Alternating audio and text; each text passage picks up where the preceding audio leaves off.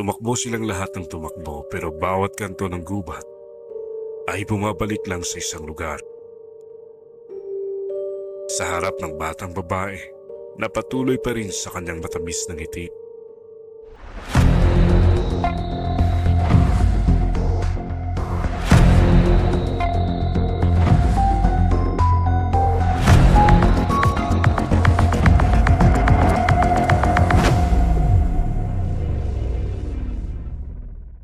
Yanig Horror Stories. Magandang gabi mga kaibigan. Nandito tayo muli sa isa namang nakakakilabot na kwento para sa inyong lahat. Bago kayo magpatuloy, ihanda niyo ang inyong mga sarili at siguraduhin kayo'y handa na sa gabing puno ng misteryo at takot. Ngayong gabi, ating susubaybayan ang isang grupo ng mga mountaineer na nagpasya na mag-hiking sa isang kilalang trail dito sa Pilipinas. Ngunit sa kanilang paglalakbay, may mga bagay silang mararanasan na hindi may paliwanag. Mga pangyayaring sigurado magbibigay ng kilabot at takot sa kanilang puso. Halina't sumama sa akin at tuklasin ang kwento ng Ang Mahiwagang Bundok.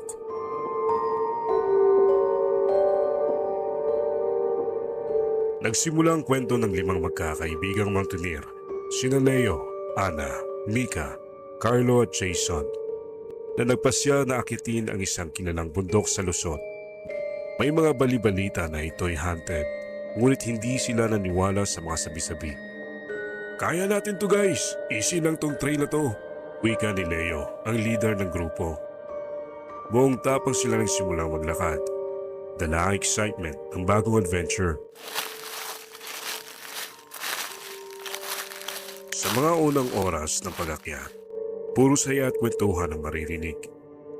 Si Carlo na laging punong-puno ng enerhiya ay pabirong nagsabi, siguraduhin niyong hindi tayo mawawala ha. Baka yung mga multo ng bundok ang magatid sa ating bawi. Nagkatawa na ng grupo habang nagpatuloy sa kanilang paglalakad. Sa una, normal ang lahat. Ang ganda ng kapaligiran, puno ng buhay ang kagubatan at ang tanawin mula sa trail ay kamangha-mangha. Pagkalipas ng ilang oras, napansin ni Ana na tila ba lumalalim ang lamig ng hangin. Kahit mataas na ang araw, parang biglang lumamig.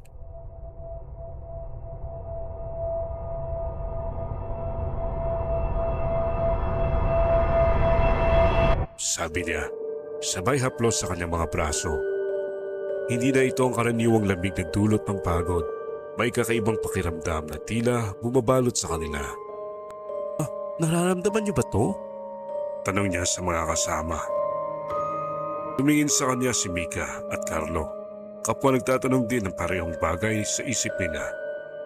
Si Jason na laging kalmado ay tinapik si Ana sa balikat. Relax ka lang. Kapag malapit na tayo sa summit, mas magiging malamig pa yan. Ngumiti siya, ngunit tila may kaba sa kanyang mga mata. Alam niyang may kakaiba sa paligid. Pero ayaw niyang magpanik ang buong grupo. Habang nagpatuloy ang paglalakbay, unti-unti nilang napansin na tila ba lumalalim ang kadiliman. Kahit maliwanag pa ang araw, ang sinag ng araw na dapat nagpapaliwanag sa landas ay tila ba nawawala. Unti-unting tinatabunan ng mga makakapal na sanga ng puno. Ang mga puno na dati nagbibigay sigla ay parang nagiging mas mabagsik at mabagsik habang sila'y pumapasok pa sa loob ng gubat. Napansin niyo ba na parang dumidilim kahit tanghali pa lang?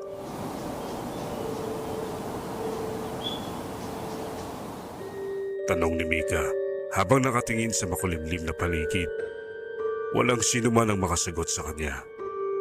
Nagsimula silang makaramdam ng takot pero wala sa kanilang gusto magsalita ng direkta tungkol dito.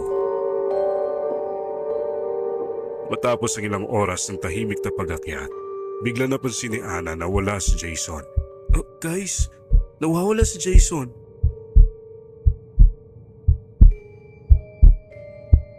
Bulong niya sa grupo. Kanina lang, nasa likod natin siya. Tumingin si Leo sa paligid at nagalit siya sa sarili. Siya ang leader ng grupo, at hindi niya napansin na nawawala na pala si Jason. Hindi tayo pwedeng huminto rito, sabi niya. Nanginginig ang kanyang boses sa kaba. Sundan natin ang trail. Baka nauna lang siya. Ngunit habang patuloy sila sa paglalakad, wala silang nakikitang bakas ni Jason. Jason! Sigaw ni Carlo, pero walang sumagot. Tila nilulunok ng kakahuyan ang boses nila. Lahat sila nagsimulang magmadali. Ang kanilang mga yabag ay nagiging mas mabilis at mas malakas. Biglang sumigaw si Mika. Nandito na siya. Nakita ko siya sa likod ng puno. Tumakbo silang lahat papunta sa direksyon na tinuro ni Mika. Ngunit pagdating nila roon, wala si Jason. Imposible. Kanina lang nandito siya. Wika ni Ana na nagsimula ng umiyak. Lalo pang lumalalim ang gabi. Habang naglalakad sila sa masukal na kagubatan, napansin nilang unti-unting nagbabago ang paligid. Ang mga puno na dati magaganda at maberte ay para nagiging mas madilim at mas malabo. Tila nagiging mapanganib ang dating tahimik na kagubatan. Sa kanilang likuran, may narinig silang mabigat na yabag. Tila may sumusunod sa kanila mula sa dilim. Ngunit sa tuwing sila'y lumilingon, wala silang nakikitang anuman. Sino yan? Lumabas ka! Sigaw ni Leo, puno ng takot. Ngunit imbes na sagot, ang narinig nila ay ang patuloy na paglagaslas ng mga dahon at ang marahang paghingal ng hangin sa paligid nila. Habang patuloy silang naglalakad, nakaramdam sila ng malamig na dampi ng hangin. Isang hindi pangkaraniwang lamig, tulad ng malamig na hininga ng isang nilalang na nagmamasid mula sa dilim. Biglang lumitaw sa kanilang harapan ang isang batang babae.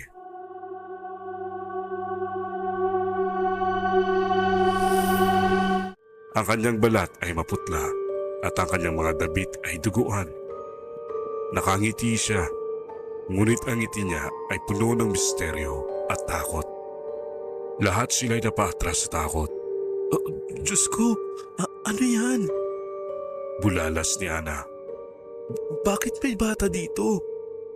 Nagsimulang maglakad ang bata papalapit sa kanila. Tulong! Bulong ng bata, ang kanyang boses ay tila mula sa ilalim ng lupa. Habang papalapit siya, tila nawawala ang liwanag ng araw. Biglang nagdilim ang paligid at naramdaman nilang unti-unting bumabagal ang oras. Tumigil ang hangin at tanging yabag ng batang babae ang naririnig nila. Nagsimula silang tumakbo, ngunit tila anuman ang kanilang gawin, hindi sila makalayo. Parang paikot-ikot lang sila sa iisang lugar. Bakit di tayo makalis dito?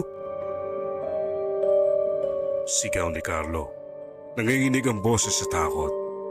Tumakbo silang lahat ng tumakbo pero bawat kanto ng gubat ay bumabalik lang sa isang lugar. Sa harap ng batang babae, napatuloy pa rin sa kanyang matamis na ngiti. Biglang napansin ni Mika na may nilalang na mula sa likod ng bata. Isang anino na hindi tao, kundi isang halimaw na gawa sa dilim.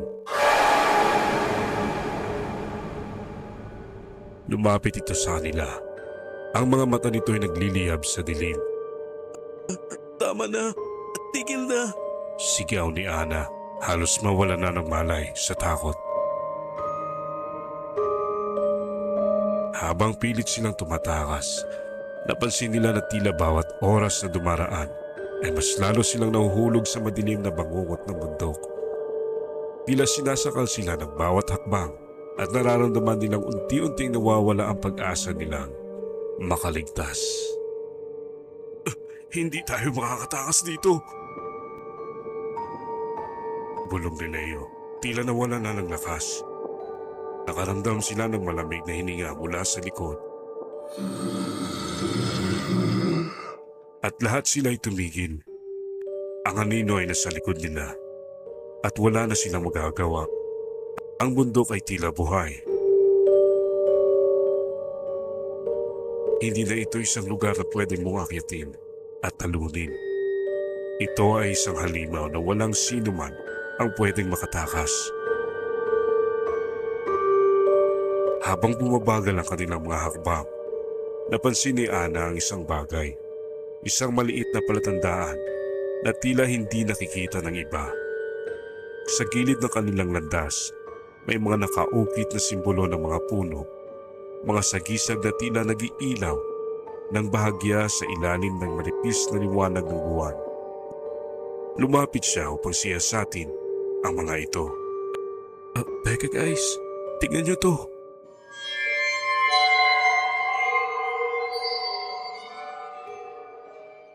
Wika ni Ana, halos walang lakas ang kanyang boses. Habang iniabot ang kanyang kamay sa mga misteryong marka. Hindi ito natural. Napatigil ang grupo at nilapitan ang puno kung saan nakaukit ang mga simbolo. Ang mga ukit ay tila mas malalim kaysa sa inaasahan. At habang mas tinitignan nila, napansin nila na parang gumagalaw ang mga simbolo. Buhay, humihinga. Si Carlo, ang pinakamatapang sa grupo, ay hindi na nakapigil. Isa lang ang paraan para malaman natin ang ibig sabihin nito. Kumuha siya ng bato at pilit inukit ang sariling pangalan sa tabi ng mga marka. Pagkagawa niya nito, isang malamig na hangin ang bumalot sa kanila. At biglang narinig nilang muli ang tunog ng yapak. Pero ngayon, mas malakas, mas mabilis. Ang lupa sa ilalim ng kanilang mga paa ay tila gumagalaw. Biglang, mula sa kadiliman, lumitaw si Jason. Ngunit may kakaibang anyo. Ang kanyang balat ay maputla, halos parang yari na sa marmol. Ang kanyang mga mata ay tila nawala ng buhay, blanko at walang emosyon. Ngunit ang pinaka-nakatakot ay ang kanyang ngiti. Isang ngiti na puno ng kabaliwan. Kanina pa kita hinihintay, Carlo. Bulong ni Jason. Hindi tinanggal ang kanyang titi kay Carlo. Nagulat ang lahat at si Carlo ay napatras. Jason, ano nangyari sa'yo? Tanong ni Carlo. Nanginginig ang kanyang boses. Ngunit si Jason ay tila wala ng sarili. Patuloy lang siyang lumapit ng dahan-dahan. Sa gilid ng kanyang mga mata, napansin ni Ana na gumagalaw ang mga simbolo sa puno. Hindi niya maiwasang tanungin kung may mga kinalaman ang mga ukit na ito sa pagbabalik ni Jason. O kung ito ang dahilan ng kanilang pagkakulong sa lugar na ito. Hindi mo ba naiintindihan, Carlo? Bulong ni Jason. Ang kanyang mga mata ay nakapako kay Carlo. Tayong lahat ay bahagi na ng bundok na ito. Wala nang makakatakas. Sa puntong iyon, napansin nilang unti-unti nang nagbabago si Jason. Ang kanyang katawan ay tila nagiging isang bahagi ng kagubatan. Ang balat niya ay nagiging kahoy at ang kanyang mga kamay ay humahaba na parang mga sanga. Sila'y tila ginagawang isa ng bundok. Tulungan niyo ako. Bulong ni Jason na tila bumabalik ang kanyang dating pagkatao sa loob ng isang iglap. Ngunit huli na ang lahat. Ang bundok ay tinanggap na siya. Kinulong na siya sa loob ng sarili nitong misteryo. Habang sinusubukan nilang tumakbo muli, nadapa si Leo sa harap ng isa pang puno na puno ng mga simbolo. Ngunit sa pagkakataong ito, may nakita siyang kakaiba. Mga bungo at galansay ng mga naunang mountaineer na sumubok akitin ang bundok. Isa sa mga bungo ay may hawak na isang lumang piraso ng papel. At sa pagkabasa ni Leo, nakasulat dito ang isang babala. Ang sino mang maglalagay ng kanilang pangalan sa mga puno ng bundok na ito ay hindi na makakabalik.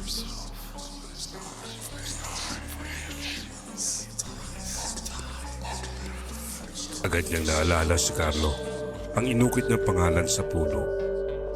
Napagtanto nilang hindi na si Jason ang una. Marami nang nawala at naging bahagi ng kagubatan dahil sa parehong pagkakamali. Walang ibang paraan kundi tapusin ang sinimula ni Carlo. Bulong ni Leo, ang kanyang mukha'y puno ng pangamba.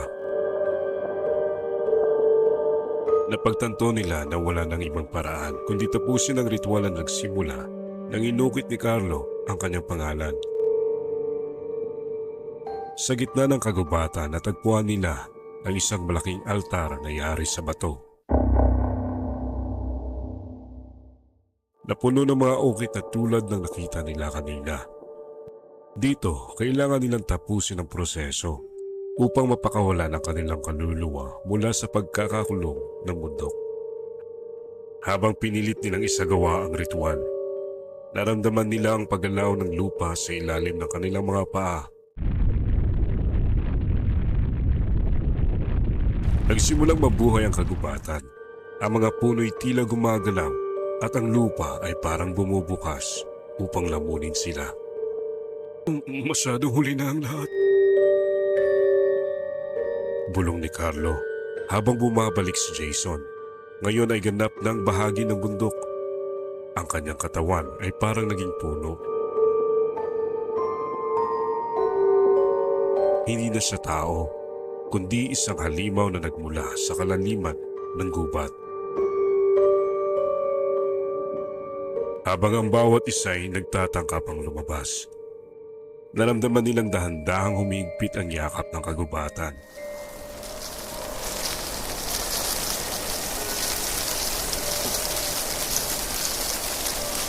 Ang mga puno na dati nagbibigay ng lilim at proteksyon, ngayon ay sumasakal sa kanila. Ginagawang isang walang katapusang bangungot ang kanilang huling oras. Si Ana, ang huling nakatayo.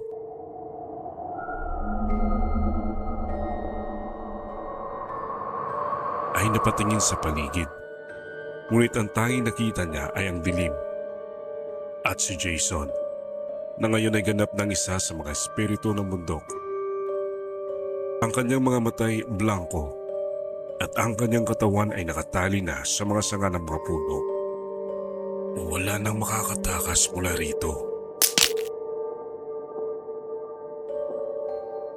Bulong ni Jason sa hangin at biglang naglaho ang lahat. Pagmulat ni Ana ng kanyang mga mata,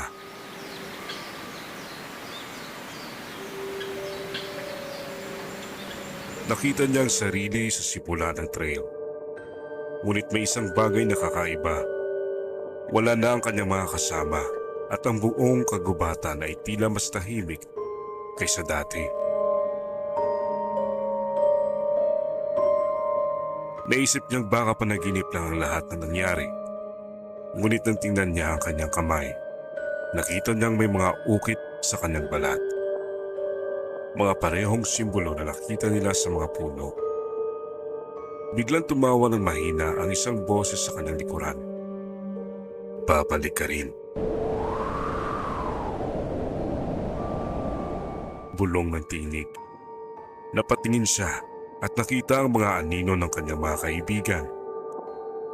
Ngunit ngayon, sila'y bahagi na ng kagubatan.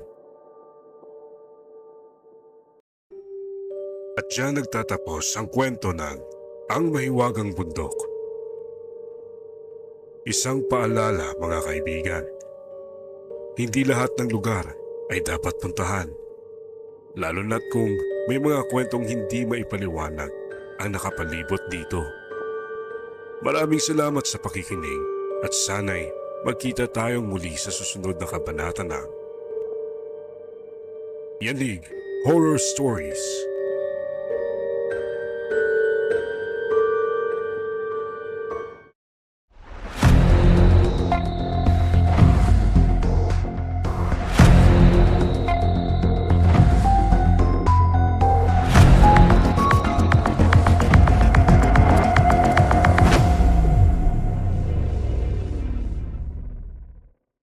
Yanig Horror Stories.